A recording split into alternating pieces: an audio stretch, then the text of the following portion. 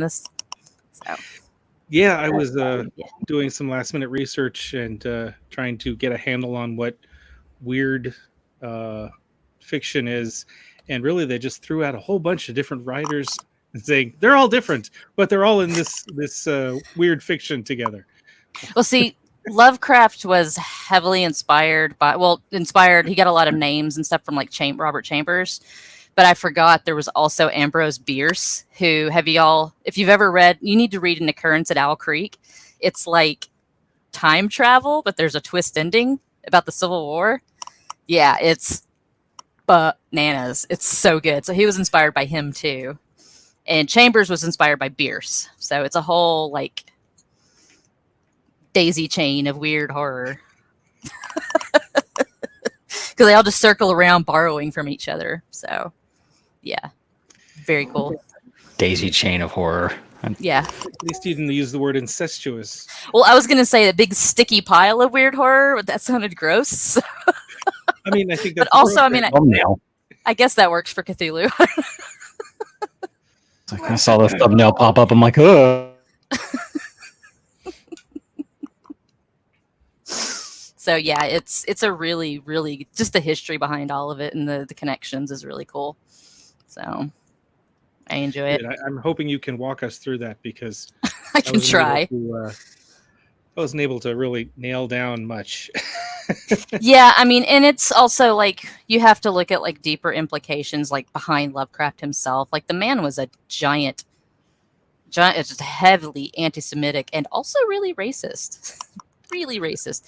He had a black cat. Do you know what the cat's name was? Yes, I do.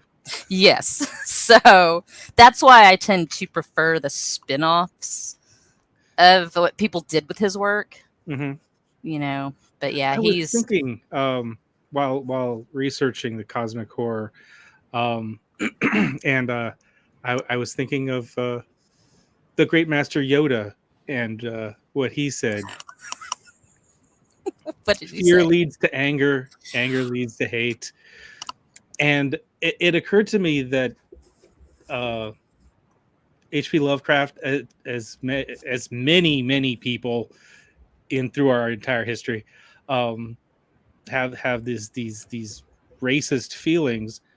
It would be interesting to deconstruct those as why are you afraid of? Oh, he was afraid of everything. Right. I mean, he's afraid of the unknown, and these are people who he doesn't know.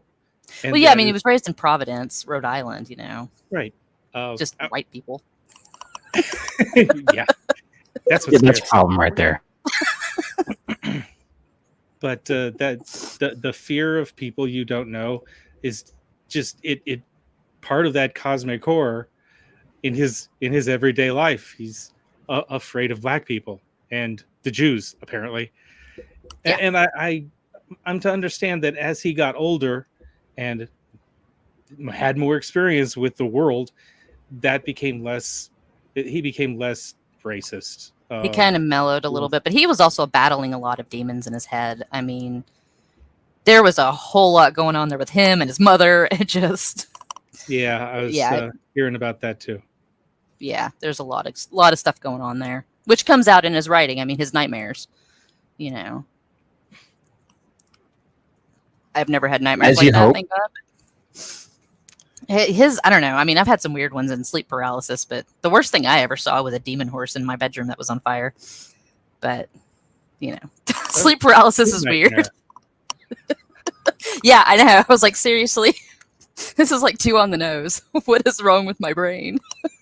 Yeah, the one I had was like a velociraptor. We just gotten done seeing Jurassic Park, and it was the spitter. I had a box in my room that, at the right angle with the light hitting it, looked like the spitter was just there staring at you. Yeah. At bed the whole night. Yeah. Yeah, the Guillermo del Toro's The Orphanage. It's a Spanish language ghost story. And yeah, I had an episode of sleep paralysis where they were in my bedroom, but I hadn't seen them. I'd seen the movie like 2 years before, but there was a bunch of little Spanish ghosts, orphan ghosts in my bedroom. It was really weird. Yeah, I remember every single episode that I've ever had. They just stick in your brain. I've had sleep paralysis a few times, but I've never had anything that I considered a nightmare or, you know, imagery associated with that paralysis. It's weird. So I find it weird that other people describe it that way, because that's nothing like how I've felt. I mean, my biggest issue is I'm claustrophobic, and I have a thing about my arm not being able to move my arms or my legs, and so in a lot of these, I'm like either underwater or locked in something somewhere. Because in the orphanage, there's a thing with like a window seat that's hiding like bones of the children, and so like I was in that. And that's where, because you can't move when you have sleep paralysis. And so that's how my brain translates it into these tight, closed spaces a lot of the time. But yeah, I remember all of it. I usually get it once or twice a year. So. I blame that trunk you took off the side of the road now. I think that trunk, I was thinking about it. I think we stole it from the house that we wanted to buy down the street. I think that was in front of that house. I need to go back and look at the pictures that I took of it. Yeah. Interesting. I know. Ooh. The house still isn't sold. It's supposed to be under contract, but it still has a sign out. So I don't know. Maybe they'll lower the price. Oh, it's 8:00. Okay, let me do the thing. Ready to go.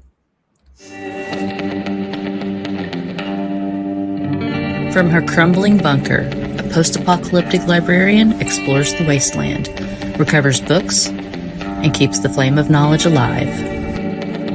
An eccentric traveler with tales slightly more than believable wanders the wilds in search of fine beers, good company, and strange artifacts. A wheeling-dealing maverick, not averse to a new scheme or hustle, keeps an eye out for the next wealthy dupe or pursuing lawman. They find themselves together, traveling the long roads of Texas, meeting steampunk luminaries, and stumbling across outrageous fortune. Tonight, they report back to you through strange telegraph technology on the latest happenings, interesting trivia of our steampunk world in the great state of Texas. Join us now for the Texas Steampunk Connection.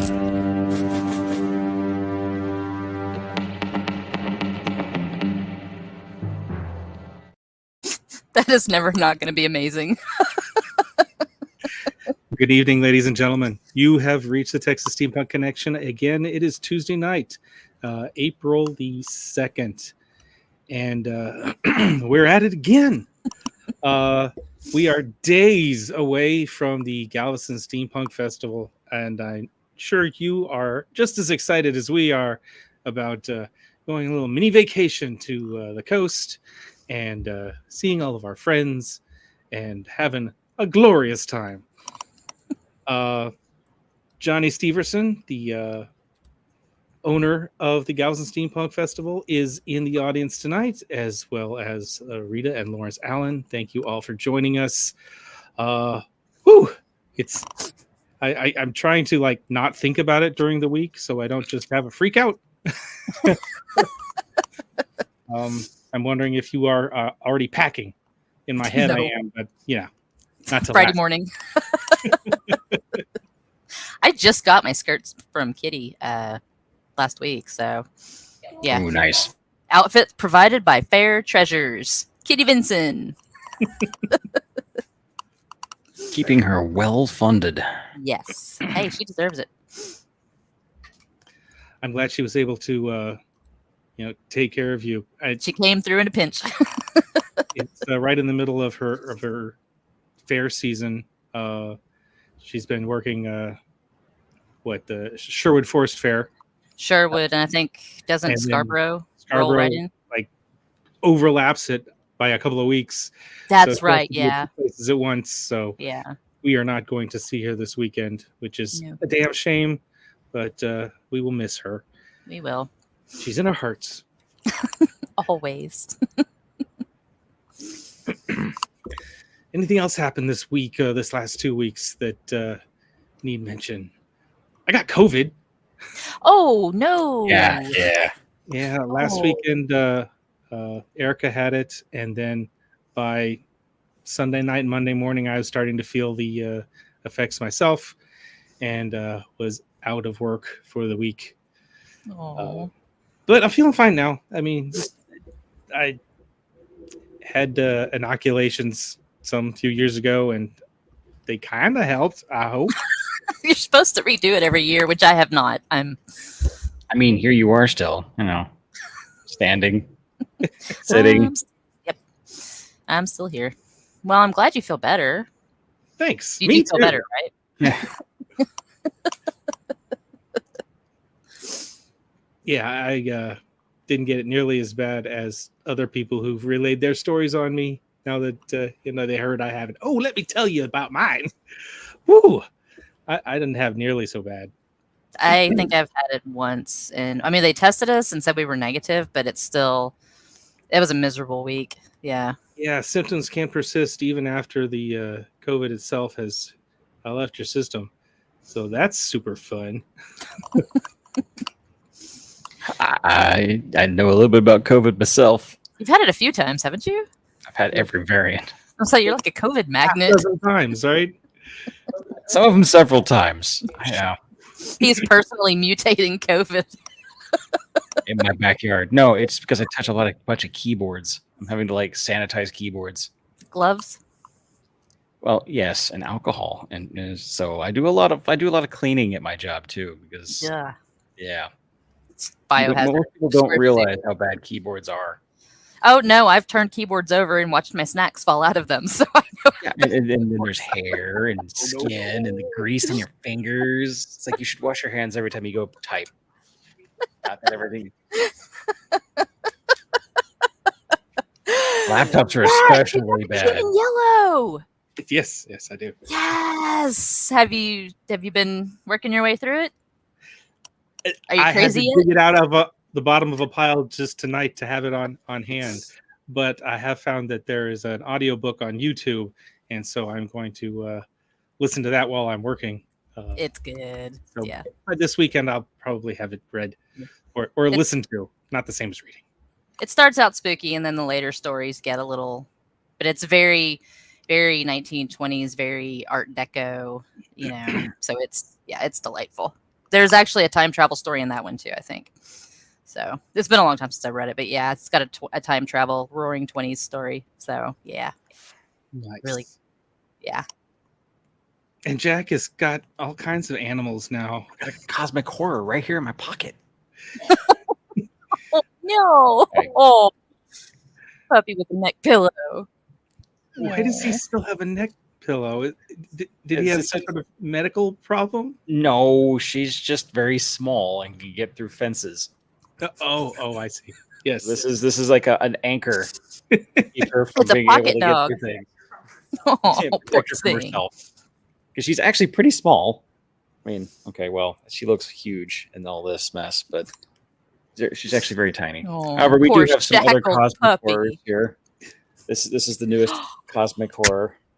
See, look at that. That's pretty cosmic horror right there.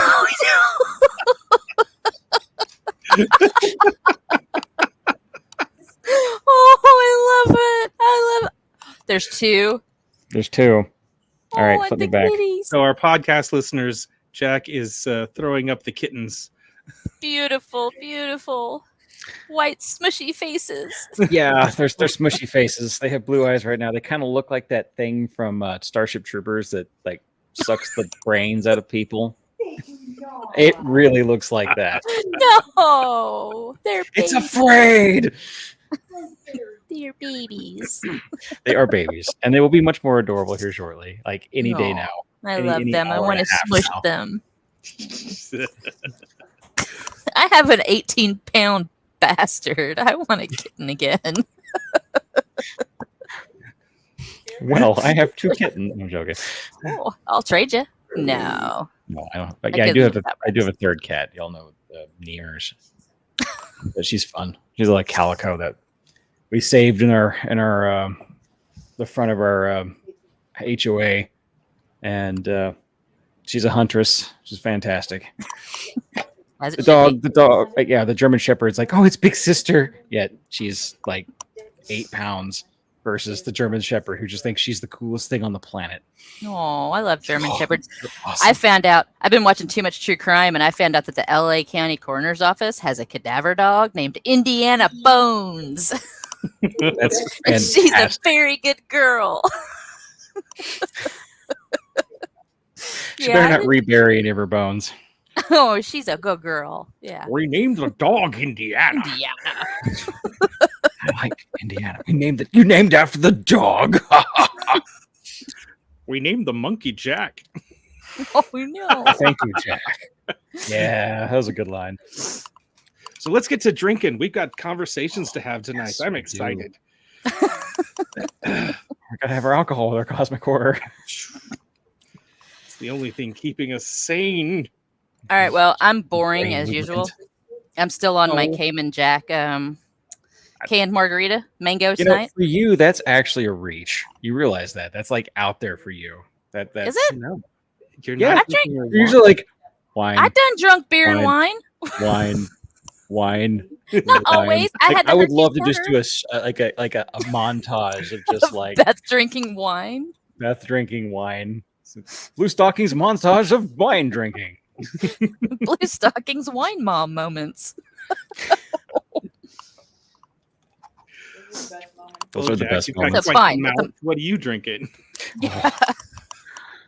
So I had that value pack, the not the value pack. What the heck you got? The multi pack things from Real Ale Brewing, Oh, okay. and this is the Imperial Ale Commissar Stout. So, did I drink this one last week? No, I you think had you- the quad last week. Okay. Yeah, this sounds familiar though. Oh, they have the quad at Harvest House, by the way. Yeah, the one because I I had it once and probably- it was a lot. Yeah, the one I probably haven't drank on here yet. That's the other one is the hard, I think, real hard or something like that. Okay. I don't remember what that's It's called. the blue one in the package. I've already had one, and I was like, I gotta save at least one of these for each weekend, and I'm down to it left. So I'm assuming I haven't drank. I don't know if I drank the Commissar on screen or I didn't drink that. I don't. Anyway. It sounds familiar. I don't know how else I would have heard of it, but I don't I think know. I brought these beers to the team some year or two ago. They are so good. Possibly. I recognize the label, so I know I've seen it on here at It some is. point. It is creamy, thick, and still gets that little bite in the back of the right here. It's a Lawrence kind of beer. Okay. Yeah. Creamy beer doesn't really. Okay. What I mean by You know what? creamy I'm not is a- that there's I am not There's a a beer thickness to it. aficionado. it's smooth. It's not overly like Sprite. Like you get It's not uh, effervescent. carbonated. It's more of Yeah. a texture. Yeah. I It's like a smooth some texture to effervescence. it, so that it kind of like, you know how water's not that smooth, but milk is. It kind of has that milky, like kind of sliding feel to it. You're not making it sound better. I'm just saying. I don't. I never do. Apparently. Thax, what are you drinking tonight? Okay. So I got the variety pack back in Christmas, and I'm working through Clown Shoes. This one is burnt caramel American brown ale. Don't know anything about it except that haven't it is tested it? a limited release, so I'll probably never get to have it again. All right, let's see what we got.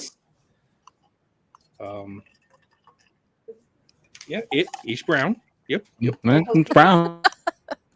So Lex says she hopes you don't like it. You don't have to worry about it anymore. Thanks, I guess. It has a sweet scent. It's not thick. It's not creamy. You can definitely smell the toasted caramel notes to it.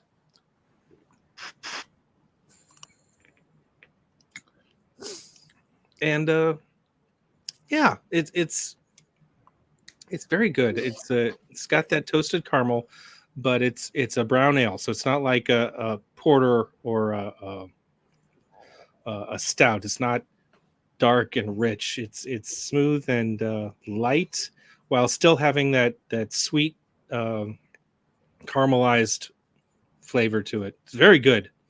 It's a shame that it is limited edition, or because I would drink this some more. It's very nice. Huh. So it's kind of like caramelized popcorn.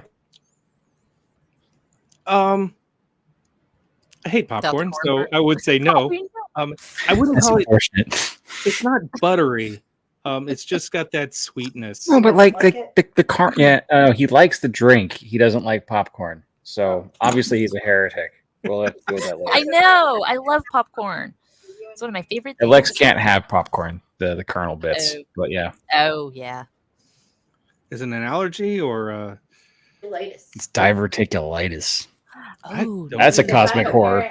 No. that is. I'm so sorry. In the world of, cosmic horror. I mean, can she just like kind of eat the popcorn and spit the And kernel part out? unintestinal. So, kind of. Yeah. Just But eat it like kernels grapes. are hard. So technically, she can either sit there and like nibble like a munchkin on one all around it, or I can go in and just bite the middle out of all the pieces of popcorn. Just not worth it. Wait, do you do that? Do you actually do that? No. She can do corn cakes. Anything that's highly refined and broken up enough for the bits, but That's- like any of like the shell casings is a problem. I am very sorry. Yeah. Alrighty then. The more you know. So let's get into the meat of this conversation tonight. If you've tuned in with us before in the last few episodes, we've been sort of breaking down first steampunk, then diesel punk. We're going through all the punks.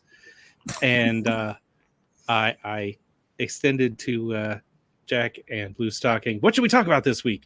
And Jack said, horror punk. And I said, what the hell is that? And it is not what we thought it was. No, I was thinking had the the same wrong thing. I words. forgot about the music genre. So I listened. Wikipedia did not forget. No, they did not, as I found out but like I said, there's splatterpunk, which is horror punk. It is horror, but I don't know if we're going to talk about that one on the show. I don't think that's what we had in mind. But That's like Friday Yeah, the 13th. horror punk is a thing. It apparently is a musical genre that mixed Misfits, rock Blitzkid. and 1950s doo-wop, rockabilly with morbid, violent imagery and A lot of B movie references. Blitzkid is really because that's who I used to listen to, and they have a lot of like Frankenstein and the Wolfman references, and it's like rockabilly, but yeah, about B movies, like B horror movies. It's not bad. I hadn't really heard of that before. I dated a punk. I dated a guy with a mohawk and a long billy goat beard, and when in Rome. That You was get a long pictures of time your ago. Billy Goat beard? Of mine? No, that's gone now. No, that was a long time ago when I was not making the best decisions for my life. But yeah, so we're going to talk about Lovecraftian horror Right. and the whole Cthulhu shebang. Cosmic horror. Cosmic horror. What started out as weird fiction or weird tales, if you're familiar with the magazine of the same Yes. title, that started in the late 19th century and then into the early 20th century.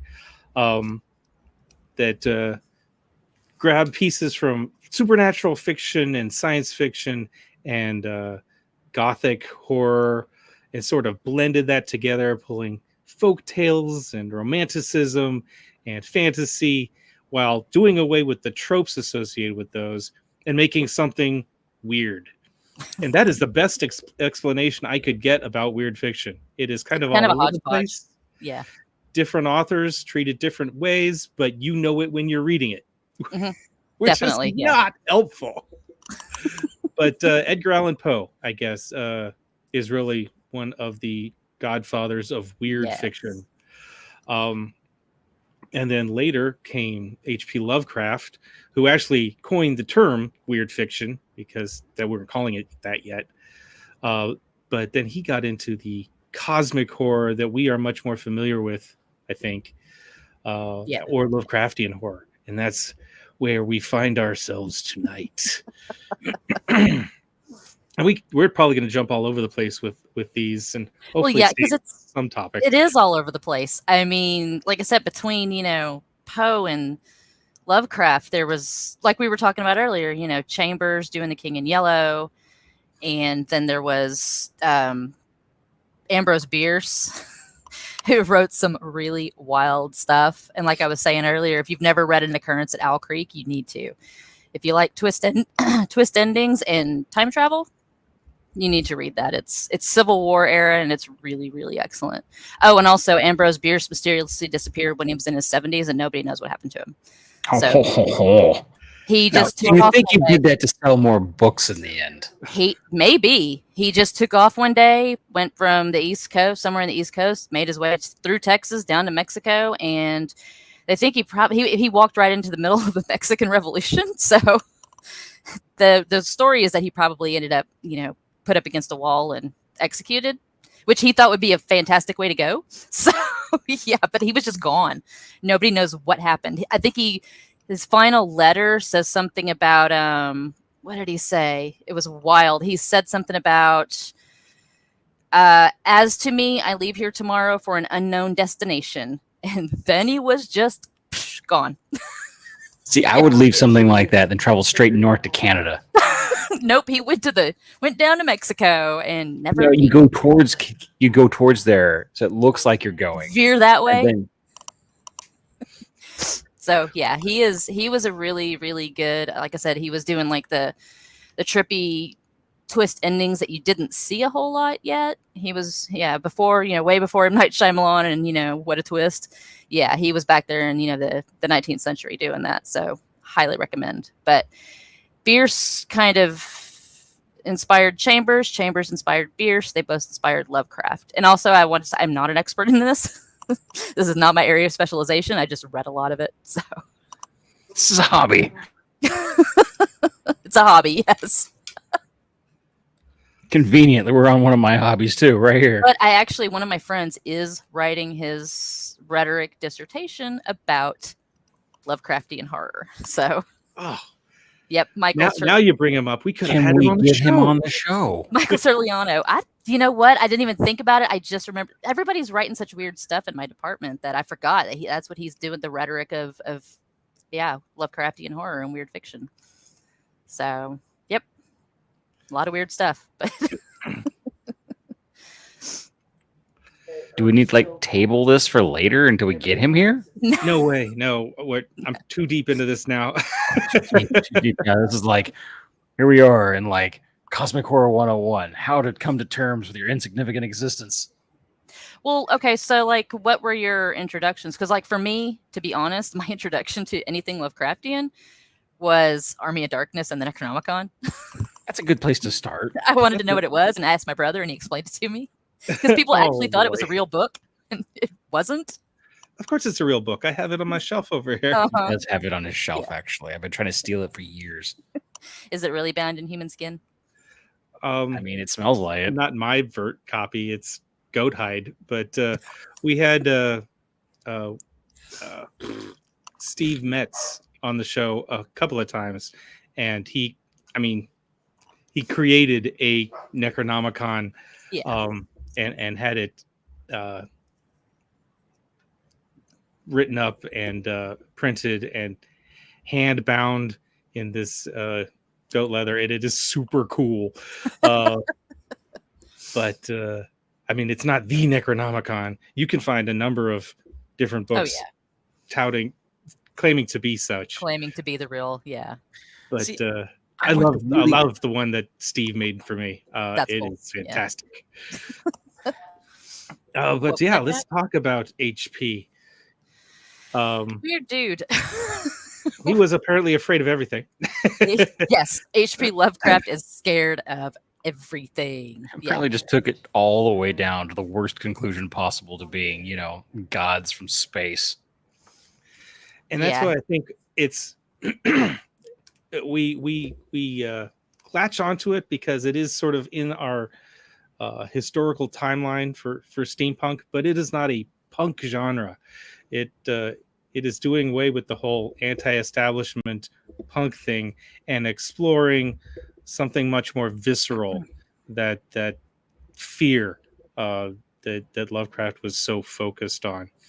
And that's what makes it very different. You can have a cosmic horror story in a steampunk genre book, but it is going down a different path.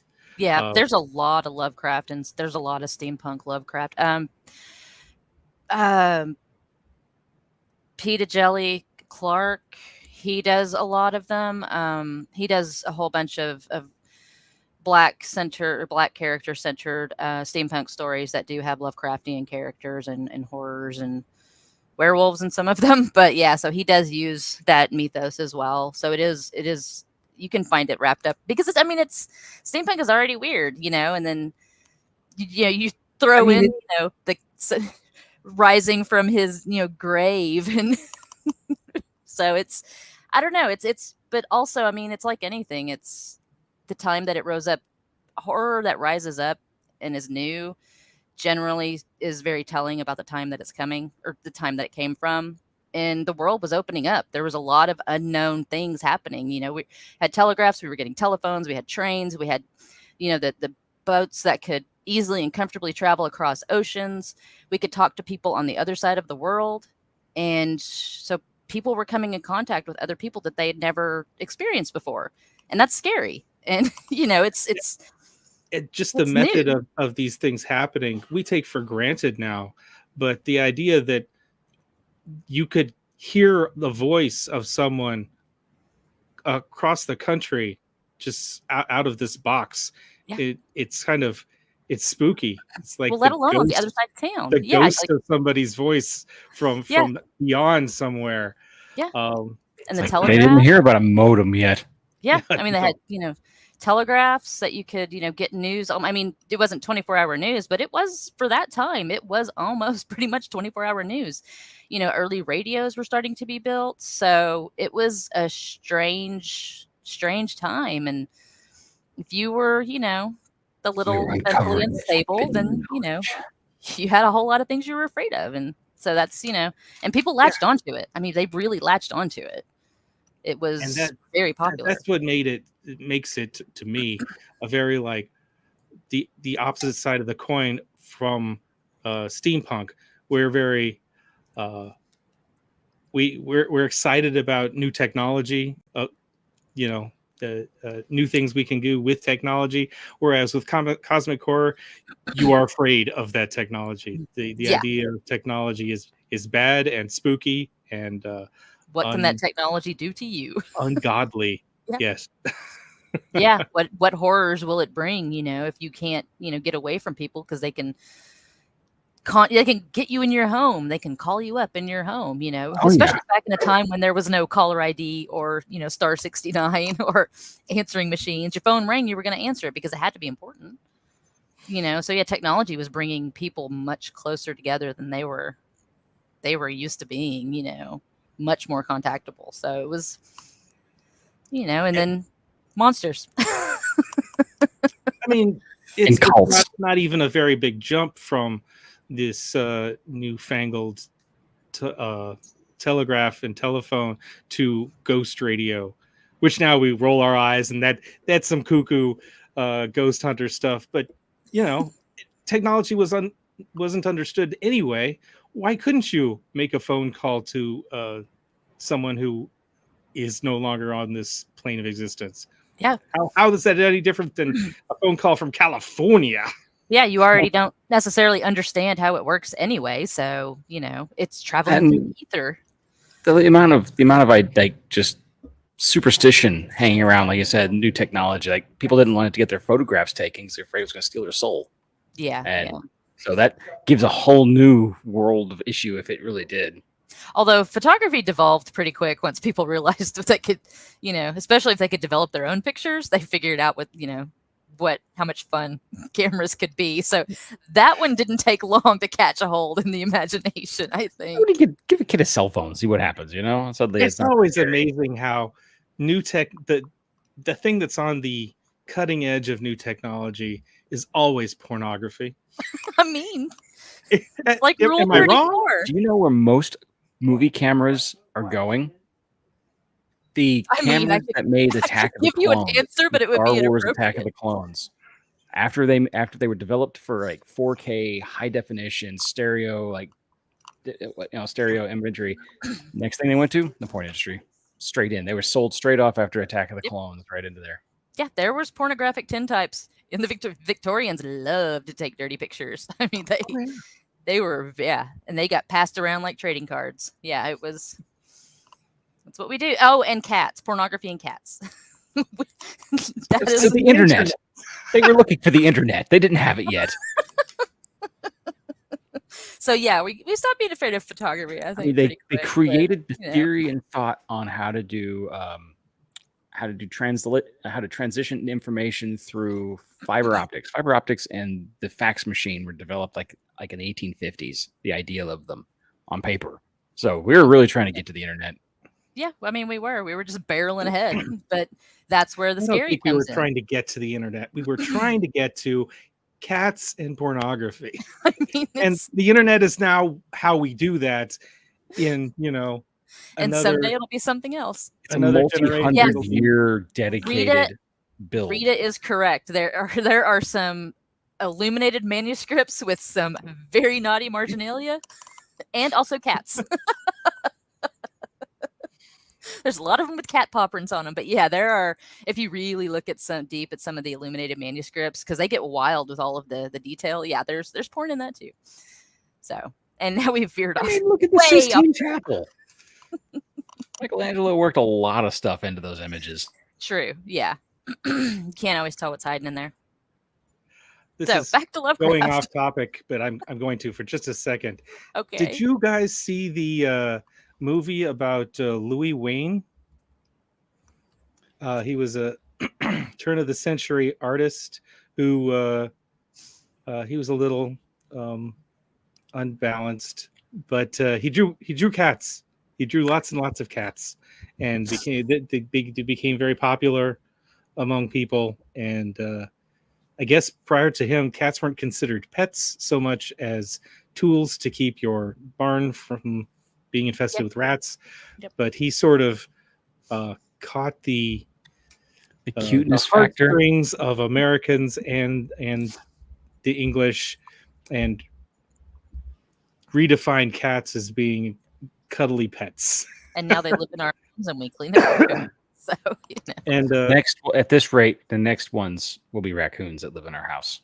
Oh, raccoons are spicy little bastards. They're they are not house trainable.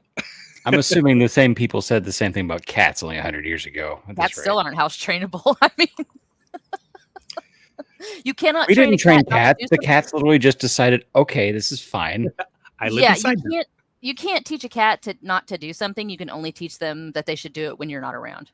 Like everybody's like, because the pictures of cats on counters, like, it's filthy, cats on the counter. I don't let my cats do that. Yeah, you're not in the house all the time. Trust me, they're doing it. They watch you leave. Yeah. They sit there licking that one paw and they just hold it there for a minute, wait for a second, put it back down, wait for you to make sure you don't just double back, and immediately get up on the counter, start knocking stuff make their circuit through the house. Their dirty little paws. So yeah, it happens. My cats don't do that because I don't have cats. True. Anyway, My that was my off cat's run roughshod. Okay, so anyway, back to it. So H.P. Lovecraft, a great quote I kept running across. The oldest and strongest emotion of mankind is fear, and the oldest and strongest kind of fear is the fear of the unknown, which really encapsulates a lot of what his cosmic horror is trying to be, trying to describe just the indescribable. The indescribable. I've What's the alcohol volume on that beer? it's pretty good. I've heard a number of people say Lovecraft wasn't a very good writer. That he was. Are you referring to me and not saying it? No, was that you? That was me. Yes, I said it on the last episode. I think that there are other writers who have used his work as a stepping stone and written better things. That's okay. All right. No, I don't think he was a great writer, but like I said, I like what he came up with. That's just me. Okay. For the fact that I'm going to of dispute something it, though. indescribable and being indescribable, and him trying to describe something indescribable over and over and over. Say indescribable one more time. Indescribable. It's indescribable. It's unfathomable. Indescribable. That is the trick, right? He's trying to portray this story of horror, and he's not able to describe the monster, because once you established what it is no longer the unknown. It's no longer scary. Yeah, look at Yeah. Signs, the movie. The alien wasn't scary once you know what it looked like. You're like, oh, Yeah. I don't know why Well, I that's freaked why, out in the like, cornfield. I know a lot of people didn't really like Blair Witch. I loved it, and the reason it scared me so bad is because you never saw it. Mhm. You never saw the monster. You just knew that something bad was in the dark, and that's, Yeah, that's like those you are the said, best kind of horror. yeah. With I Lovecraft, guess I mean, I something didn't bad is buy in the dark. I didn't buy into Blair Witch, and I I guess did. that's what it I didn't was get me scared. It depended on the people you watched it with because it was easy enough. But then I'm also like, I've been on Boy Scout camps where people do crap to your tent. I'm not too worried. Like the whole tent scene, I'm like, that broke my Yeah, see, attention a little bit. But I am very much afraid of the dark. I sleep with battery powered candles in my bedroom on all night and in the bathroom. see, 'Cause I am when afraid Blair of the Witch dark. got interesting, it ended when he got to the building and all this stuff was like happening. I'm like, oh, finally we cool. got to the story. And I then still never saw it though. they dropped the camera on the ground. And you're like, oh, Yeah. What I is want it? my money back. Yeah, it's a scary thing. You don't know what it is. So your brain is going to create all of these things, which is what, Lovecraft did.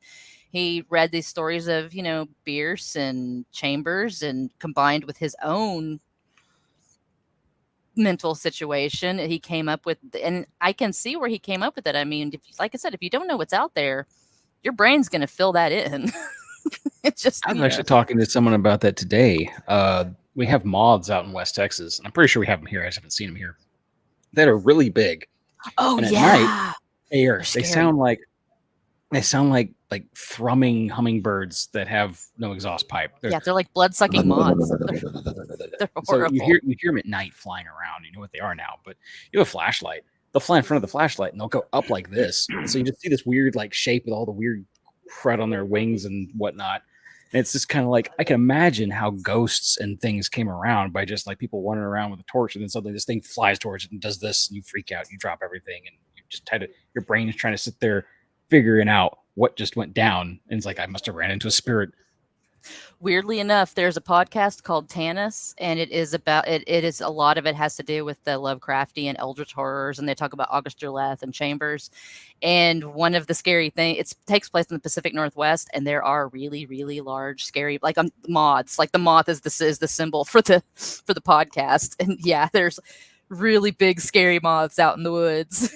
It's like a heavy part of it's a really good podcast. Like skulls and stuff because you get that big white thing, and then they have like the little white, the black holes down here. They're and terrifying. like, what is I don't like this? moths. Yeah, And me too. I love them to death, but they're ugly butterflies. I don't like them. I think they're cool. I'm sorry. They're ugly butterflies, and they still Lunar get around moths are and beautiful. continue.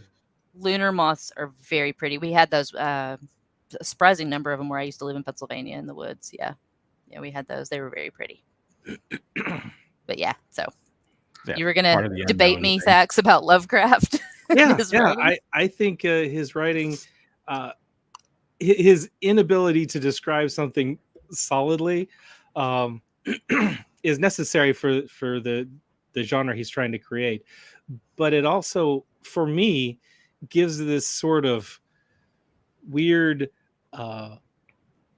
dreamlike quality to his writing that.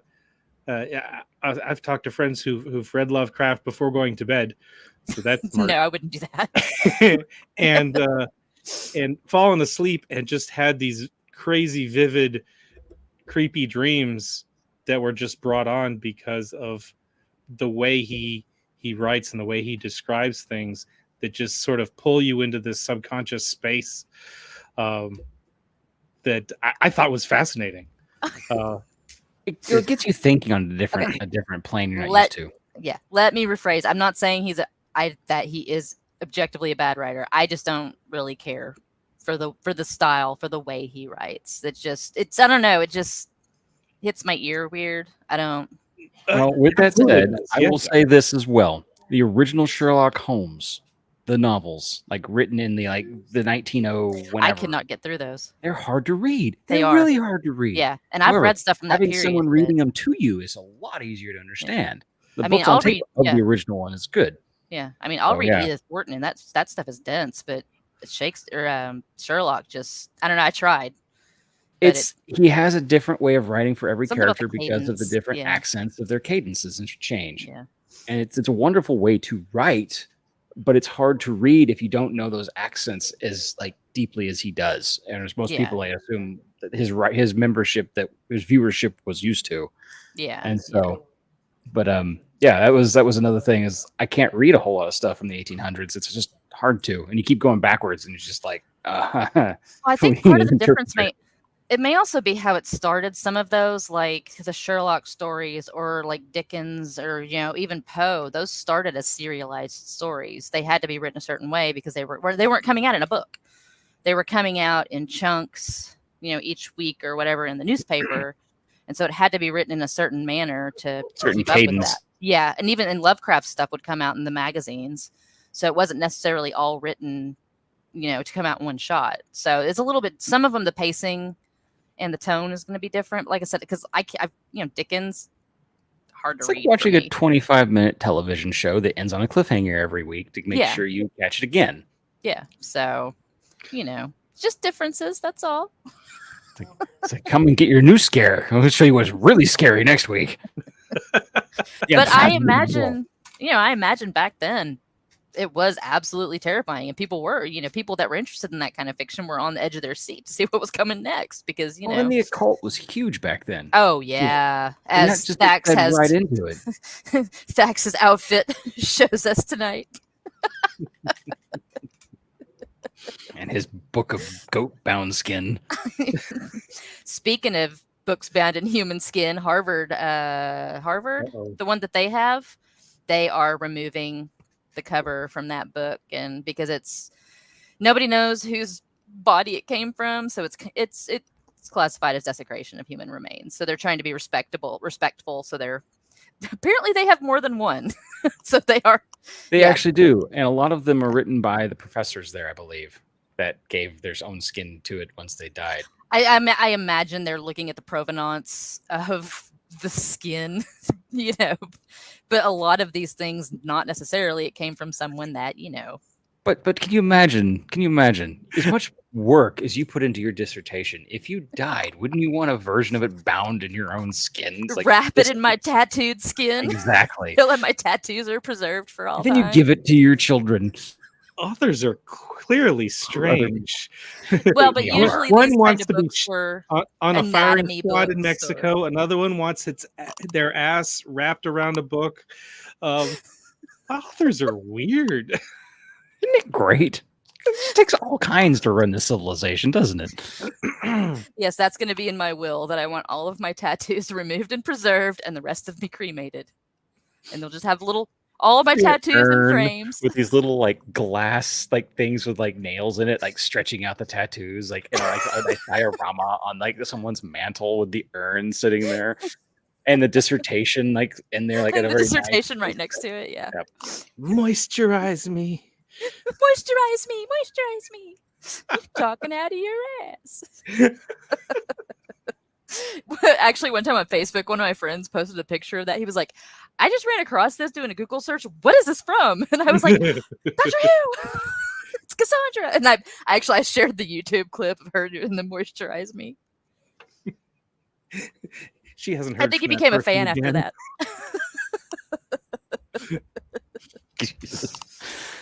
Speaking of weird things that no one should see. Okay. Did y'all see horror? Did y'all watch Lovecraft Country on HBO? That sadly only got one season. You never watched it? My mother-in-law has, but I have not. It was a black cast. It was set in I want to say Chicago. And it was it's been a long time. It's been a couple of years, but I think it was in the 50s. And there's a lot of Jim Crow laws wrapped into it. It's from a book. And the book is excellent. The book is like everybody's stories, like the characters it goes through telling their stories. So it is in different voices, and if that's hard to jump around for some people, but it's really good. And yeah, it does actually come up. It that kind of has a reckoning with that, Lovecraft's personal prejudices and issues, and it all kind of comes together. But it's splatterpunk definitely comes in there because it is gnarly in some spots. But yeah, it was interesting, and it only got one season, then it got canceled. But yeah, it's some of those horrors, or HBO did a really good job bringing them to life. So I mean, yeah. Westworld is a pretty good horror. Westworld is hard to describe. I didn't see the final season either. Well, it I've got only pulled seen the from original HBO. movie. I've never seen the recreation It was excellent. TV series. Ooh, from Excellent. what I've got of seeing part of the first season, it was nuts. Like It was really it good. feels very like when I was talking about steampunk a couple years ago, they're like Westworld. I'm like, yeah, to a degree. There's some Kind some of. steampunk in there, or at least there's some. It was Well, hard I to kind mean, of explain. That's just old robots. Wild West. You know, Yeah, so yeah. It was, yeah, it's excellent, and it's also one of those that's big on the twists of who is a robot and who is not. And also, like that first season, you have to pay attention to Dolores and what's going on in her, the main character, what's going on around her, because there's two different timelines that are running, and you don't necessarily realize that. And so you've got to pay attention to her. You have to focus on her. Yeah, but because she's a really good character. She's a robot. She's a really good character. And she says at one point, she says, people come here to tell a story. I wrote the story where I'm not, where does she say? Where I don't have to be the damsel anymore, and she starts to become sentient. Yeah. So it's really good. It's an excellent show. yeah, Evan picking Rachel up Wood on was, that a little. yeah, big fan. So, but I didn't get a chance to see the final season before HBO pulled it from the channel. Like they've been pulling everything else. Yeah. You can buy it on Amazon. Yeah, it's coming back around to where owning media might be smart, because Yeah. all these places are just taking. You think you just leave it up because it's more content for you to be hosting all the time. It has to do with money. Or be selling it to somebody else, or releasing it to syndicating it out somewhere else, so they're making money on it. But they get tax breaks. That's why so many movies have been created and then shelved right at the very end, because they get tax breaks on it. Like Yeah, one of my freaking cartoon I was really enjoying, Final Space. TBS literally canned it for tax reasons, and yeah. And the owner, the start creator. buying. Yeah, we got to get back to buying our media. I've been buying paper. Yeah, I've been buying hardcovers of my favorite books as much as I can. I mean, like physical copies. Owning a physical does the physical copy have to be, like a copy that you don't the have proper to packaging? Log into Amazon to watch is what I mean, or pull up, on Kindle or whatever. Yeah. I was just thinking, like, I probably could get it to you on a thumb drive. Okay. Back to let's step away from the piracy and back to Dax's love Cosmic Lovecraft. horror. So because of Cosmic Horror's themes of the unknown and losing one's sanity and that sort of thing, it's become very difficult to recreate the writings in a movie or TV format. Yeah. So what are some films that you found to be particularly either excellent at showing what cosmic horror is like, or films that were terrible? Well, like I said, Lovecraft Country was a show that did it very well. But like you said, it's hard. I mean, I have one thing that I found is that the podcasts that focus on this do a really excellent job with because you get the sounds and, so it's heightened that way, but you don't get to see it. But I honestly can't think of any. What movies are there? Because I can't think of any. So maybe I'm just not watching them. The Thing comes to mind for me. The Thing, yeah, true. Weird fiction, cosmic horror. I don't know if that is a good example or a bad example, because you do get to see the monster a number of times, and it's sort of less scary, but also I want to see more of it. It's giving the audience what they want, which is kind of cool. Once you know what it looks like, it's not unknown anymore. So it's you can frame it, you can give it rep. But it was still a really good movie. Really that's been a long time since I've seen done. That. Yeah. I don't know. I can't really think of anything where there is one a lot of like the Outer Limits or Yeah. why can't it come up with the original version of the Twilight Zone? Zone or Rod our Sterling? or this last decade's variant, Love, Death, and Robots. There is an The episode Mist. in it. There's the Mist. That's a Lawrence, good yeah. one for sure. The Yeah. one that immediately struck me as cosmic horror, quite literally, was what was the name of it? Is it Greta? No, Beyond the Aquila Rift. It was the space one where this spacer gets on this space station and essentially runs into this girl, and basically she's the only one left on the spaceship. And it's weeks before you start realizing there's something wrong. And by the end of it, you realize that he is no longer on the spaceship. His spaceship has been gobbled up because it made a wrong jump and ended up in a different pocket dimension, and he's slowly being eaten alive by this Ew. thing in space that is treating him like she loved. Basically, just he's dying anyway because it's a pocket dimension or something. And so it is really crazy and worth watching the whole way through. It is awesome, but it's definitely a twist near the end. You're just like, it's coming. You know it's coming. You just don't know how it's going to reveal itself.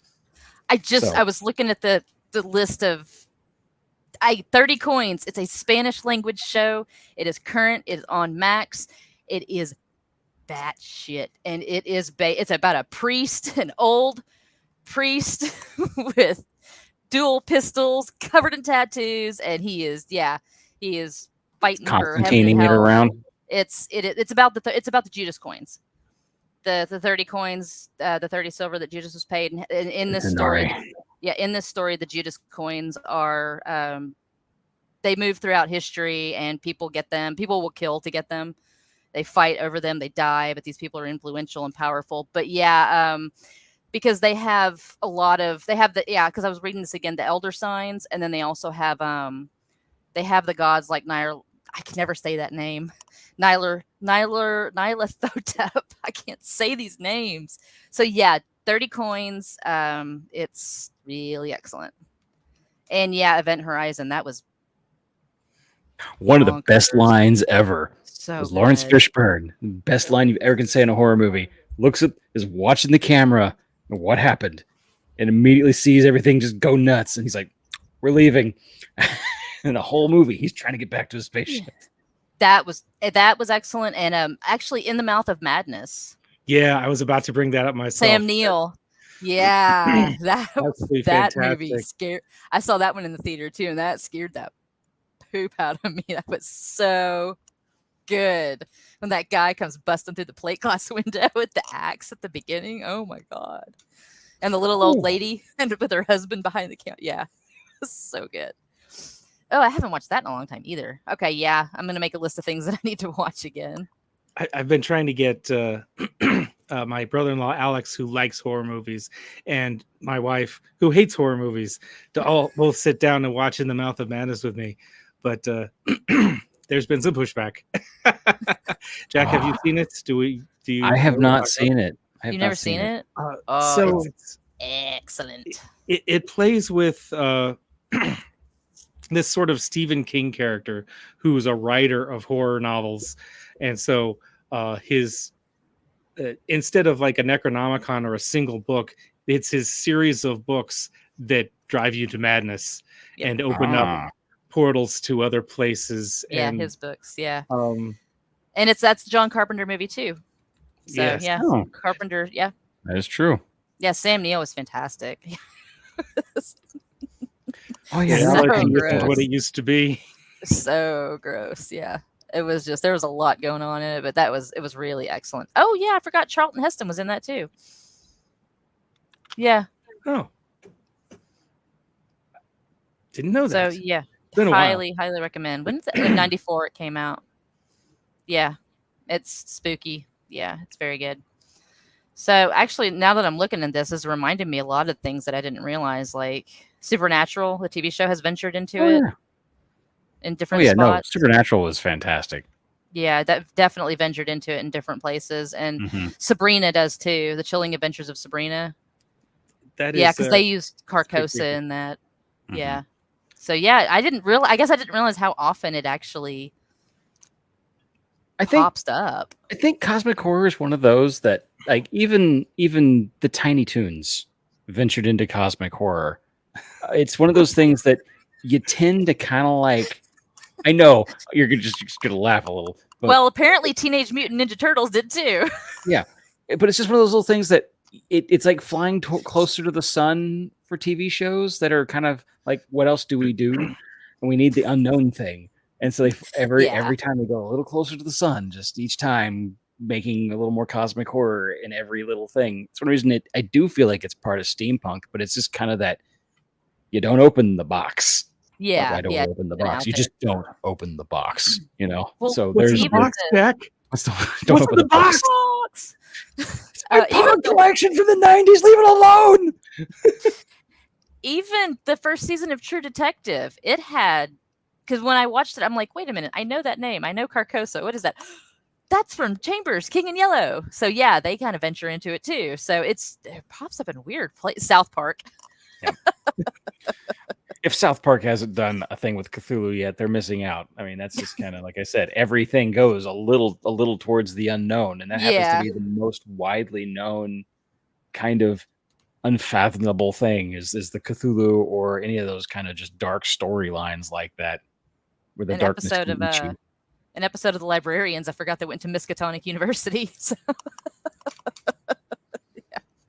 yeah, it's it pops up, man. Also, I will say, there's a podcast called The Whisperer in Darkness, or no, sorry, it's the Lovecraft Investigations, and they go. It's a modern take on his stories. It's kind of a found footage thing, and it's two investigators, and they go through different stories like Whisperer in Darkness and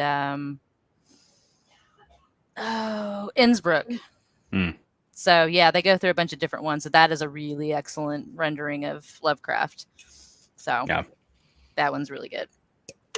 I mean, it's been kind of those things that even my character has been dealing with that, because I've been my character's kind of connoisseur of antiquities. I've been collecting a lot of things, and I've actually been wanting to collect and actually have on my mantle the actual like statue of the Cthulhu statue that makes everyone go nuts. But then I started thinking about, like, is that really a smart thing to do? I don't know. I need to get a copy of the Necronomicon and just like have it strapped across my back, carry that with me through the festivals. Just have it on like a thigh holster. Have it like on a holster. Like you pop the top off, just like Wild West style. Yeah, you draw and you pull it up. Smoke effects. You're sitting there trying to yell the three words as quickly as possible. Klaatu Barata Nickel. Necktie? Yeah, you should, like, as you pull it out, have a piece of paper that has everything spelled out except for the very end, which is ripped off. There you go. So you just try different endings every time. So that's our take on weird fiction. There's another movie. Thank you, Wikipedia. I think it came out in the 70s, but it was called Season of the Witch.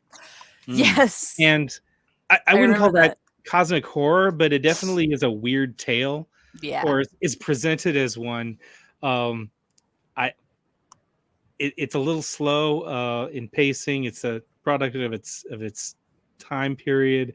It's about this wife and mother who's unhappy with her life, and she's seeing her daughter go out and have fun teenage stuff, and she brings a boyfriend home, and her mother falls out of her role as mother and wife, and starts to read trashy novels, and then she has an affair with her daughter's boyfriend, and she ends up killing her husband and practicing witchcraft. And it's a horror movie, but watching it now, it's just like, good for her. This is a story of female empowerment, and I'm there for it. Own your agency. I am woman, hear me roar. So was it about the horror of women taking their own place in society as it's supposed to be human beings? So is it written from the fear of the men of that period? It's written from a place of fear, but watching it from our perspective, there really isn't. It doesn't strike the chord that it's trying to. Yeah, it's not so scary anymore. No, now that's just the world. Which makes it all the more kind of weird the way this movie is treating itself so seriously. I don't know if that is falls within this theme, but I thought it kind of, yeah. I think the influence is just kind of there in a lot of the stuff that we read and watch, and we don't necessarily realize it. Because and mostly this has been in podcasts. Like, I'll hear something and they start talking about something. I'm like, wait a minute, why do I know that reference? Because they were, yeah, it's called Weeping Cedars, and they were referring to the monarch in amber. And I'm like, wait, is that supposed to be a play on the king? And yeah, it's supposed to be a play on the king in yellow. Because like instead of the yellow sign, it's the amber sign. So yeah, it's either it's referenced or it's satirized to a certain extent, but it's everywhere. Oh, and it is 9 o'clock. It's 9 o'clock. Yeah, that went fast. I knew it would. This is a juicy topic. This is, and it's almost like we need to have like a book report day on like find your favorite book on this horror issue and bring it towards and just Lovecraft Country. Yeah. And once again, this coming Friday, Saturday, Sunday, Steampunk Galveston Steampunk Festival. You can still buy your tickets. You can still save money by buying them online now rather than getting them at the door. So do so. Is there anything else we need to? I mean, I'm going to go into our patrons and thank everybody for helping us out. Is anything coming to mind that we need to throw out there? Same thing as last time. If y'all have a punk or genre or something that you want us to cover, let us know. Toss it in the comments or message us, or we're all on here. So shoot a message to one of us, and we'll look into it and hire Skywriter. Get our attention. Yes, get our attention somehow. We are all locatable. Include a picture of a kitten. Yes, that helps. Yes. That helps. Put free cats in the subject line, and I will be on it like crazy. Yes. Suddenly, yours is the first one opened.